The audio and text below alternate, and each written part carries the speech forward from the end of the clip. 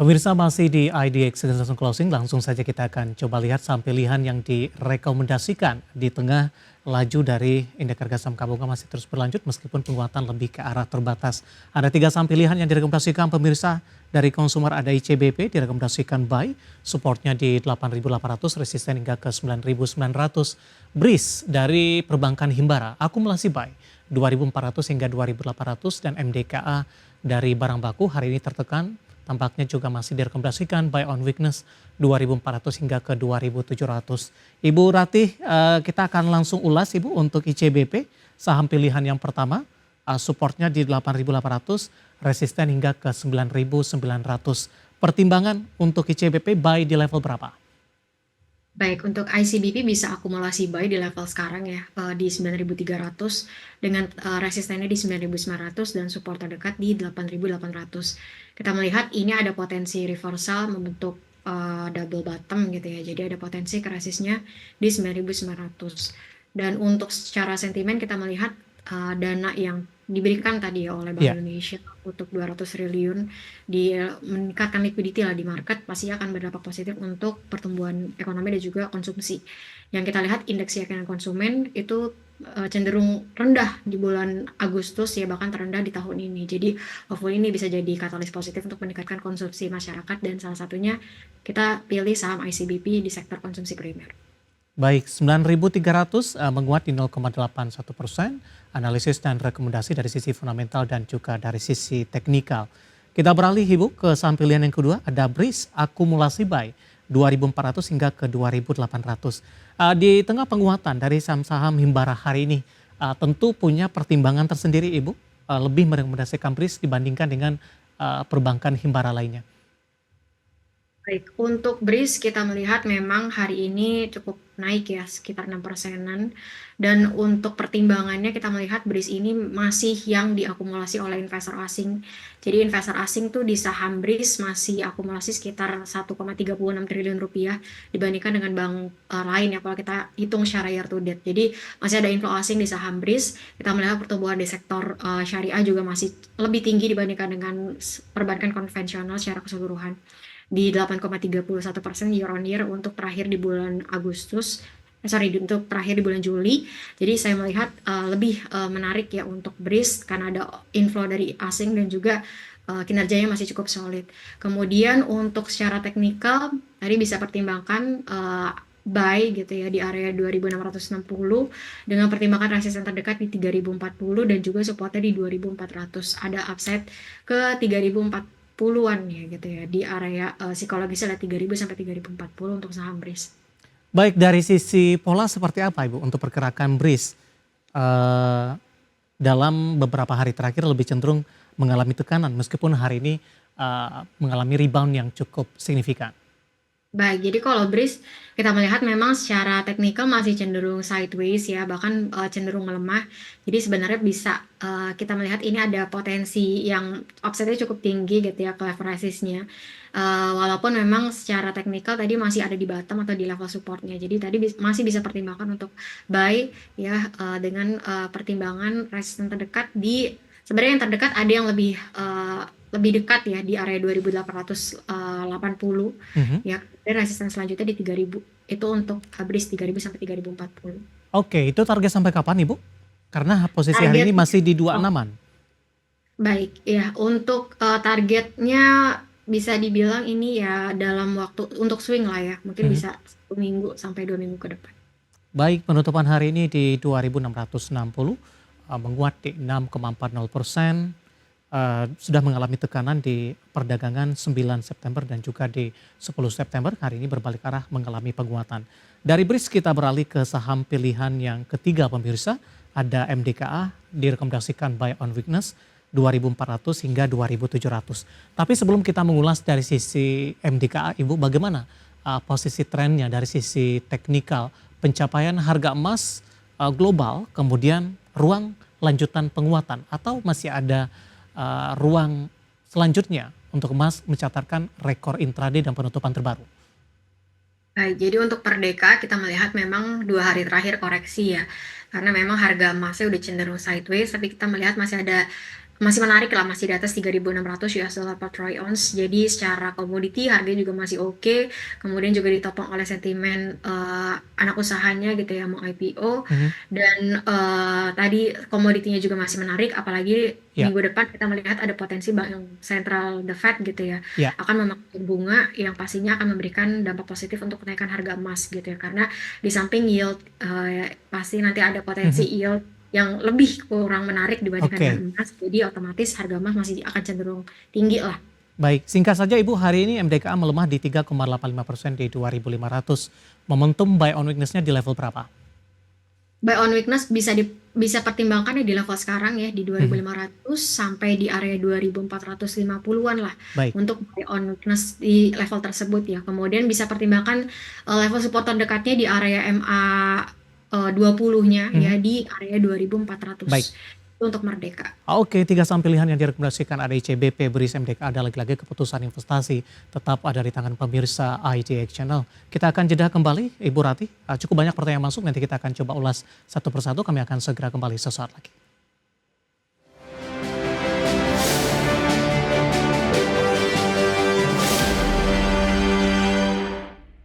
Kita sudah sampai di segmen terakhir dan terima kasih untuk Anda yang masih bergabung bersama dengan kami. Ibu Rati, langsung saja kita ke pertanyaan Bapak Jason Yohan dari Jakarta. SEGR Ibu, seger, support dan resistennya untuk besok. Penutupan hari ini flat di 344 Ibu Rati? Baik, jadi untuk SGER ya, memang Ya, secara teknikal harga sahamnya saat ini udah di area resistnya. Jadi strateginya seperti apa? Bisa pertimbangkan untuk kalau udah punya posisi ya, bisa pertimbangkan untuk taking profit dulu gitu ya, setengah, sebagian atau parsial. Karena ada potensi reversal dari fase bullish jangka pendek ke bearish. Jadi untuk saat ini bisa taking profit parsial dulu aja dengan area level supportnya yang terdekat di 338 sampai di area 330. Kemudian untuk resistance terdekat ya di sini ya di level saat ini di 350-an. Itu untuk SGER. Jadi kalau misalnya breakout di 350 baru bisa tes resist selanjutnya di 360. Itu untuk SGER. Jadi bisa baik. taking profit siang aja dulu. Kita beralih ke pertanyaan selanjutnya Ibu. MDKA tadi pun juga sudah masuk ke dalam salah satu saham pilihan Anda, tapi ada dua penanya Ibu. Yang satu baru ingin ambil posisi, mungkin tadi juga sudah terjawab mungkin. Kemudian juga ada Bapak Rifai dari Cangkring Rembang. Average-nya di 2750 Ibu. Analisis untuk MDKA baru ingin masuk, kemudian punya harga average di 2750, nyangkutnya cukup jauh. Baik, jadi kalau untuk Merdeka ya, punya di 2750, kita melihat memang 2750 itu area resistnya Merdeka. Jadi strategi seperti apa bisa pertimbangkan untuk, kalau ini sih sebenarnya masih secara teknikal masih uptrend, jadi bisa pertimbangkan aja level supportnya di 2400, as long as masih di atas 2400 ya di Mhm. area MA20-nya saya rasa trennya sebenarnya masih uptrend. Ya. Jadi ya bisa pertimbangkan area level supportnya 2400. Itu untuk Merdeka, bisa hold aja dulu. Oke, kita ke Demak Ibu. Ada Bapak Lutfi menanyakan saham energi ENRG. Nyangkut di 630 Ibu, penutupan hari ini di 595. Support dan resisten ke depannya. Untuk energi secara teknikal masih uptrend ya, jadi bisa pertimbangkan aja area level supportnya di 530. Jadi kalau misalnya masih bisa bergerak di atas 530, secara Ya, teknikal belum ada reversal gitu. Jadi bisa pertimbangkan aja level resistnya di level supportnya sorry di 530. Secara tren masih cenderung uptrend, jadi bisa di hold aja dulu. baik, kita beralih ke Medan. Ada Bapak Sihotang. Tadi tampaknya saya luput ini Ibu, menyebutkan saham-saham yang akan kita bahas. CDIA Ibu, mohon maaf tadi lupa saya untuk menyebutkannya. Ternyata ini terlewat ini sepertinya dan sudah bergabung dari tadi setengah 4 di 1465 CDIA. Masih di cut loss atau di hold Ibu? Nyangkut juga sepertinya. Baik, untuk CDIA secara tren memang masih cenderung sideways ya.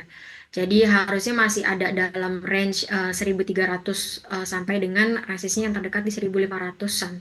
Mhm. Jadi secara teknikal jadi kalau untuk cut loss saya rasa masih hold aja dulu karena harusnya ini masih dalam momentum akumulasi dengan pertimbangan tadi area level supportnya di area 1200 lah yang terdekat ya, support kritikalnya CDIA di 1200.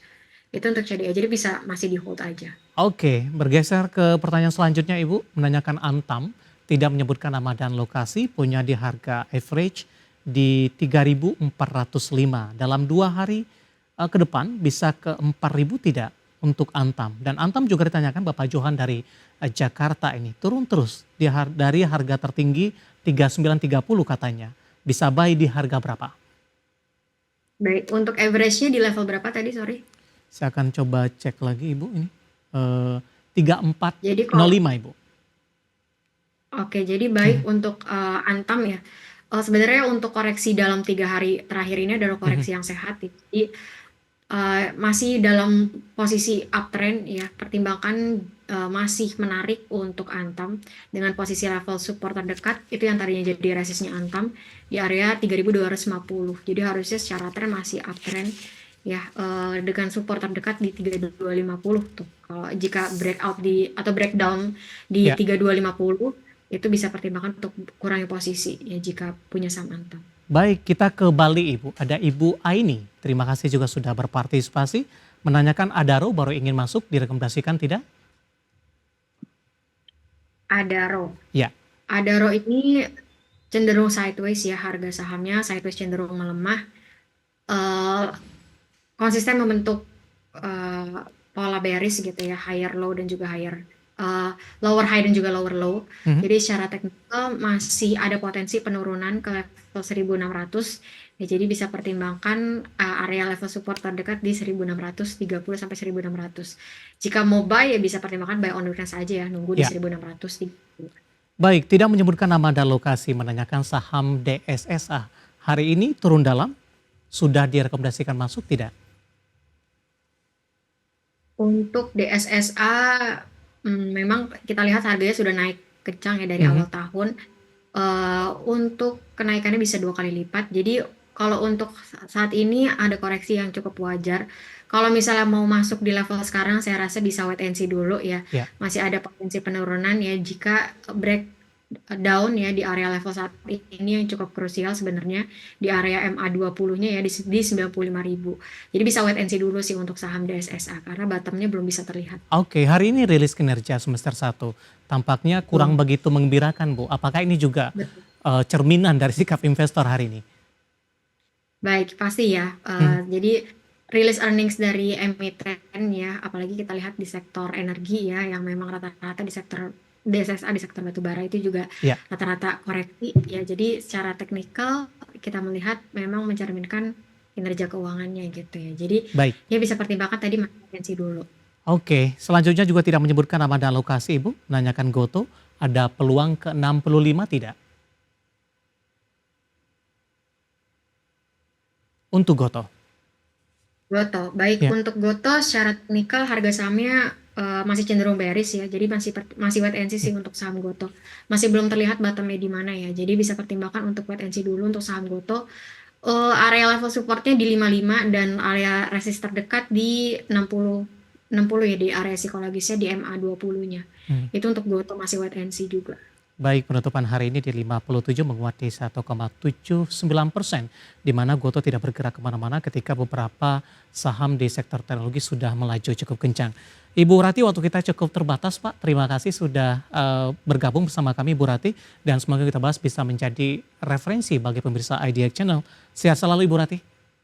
Baik, terima kasih Pak Baik, Adem. terima kasih ada Ibu Rati Mesti Koningsi Financial Expert Ajaib.